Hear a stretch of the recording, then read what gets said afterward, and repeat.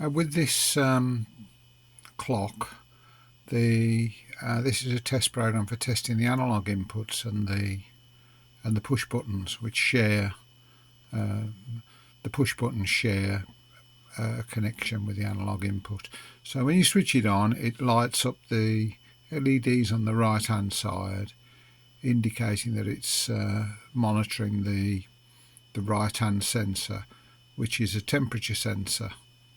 The numbers go in the range 0 to 1023.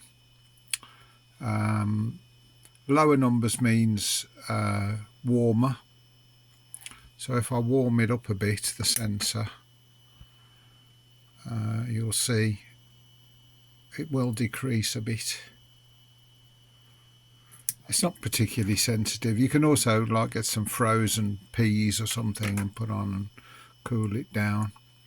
If I press the right hand push button, it should go all the way down to near 0.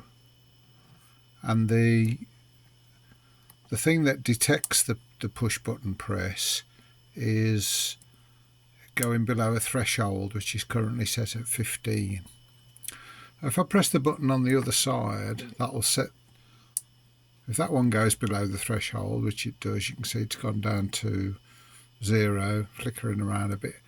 So now it's monitoring the other sensor, which is the light sensor, and on this one lower numbers means brighter. So if I cover it up, you'll see the number goes up. If you cover that up with something really dark, like a piece of black insulating tape or similar, you should be able to get that one all the way up to 1023.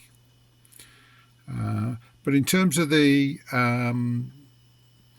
push button sensing, as I say, it's looking for it to go below 15. So if I press that one, that's the right one. The right hand one's gone down to, well, as you can see, much less than 15. It's flickering around 1, 7, 10, 0, and it lights up the right hand set of lights. Press the one this side, the left one. That one's gone down to 0. If I wobble the button a bit, you can see I sometimes get 7s and 2s. But I say the threshold it's looking for is 15. So if you test your clock using the same, it might indicate a problem with a dirty button contacts or something like that. Okay, hope that's useful. Oh, it's called, what have I called it?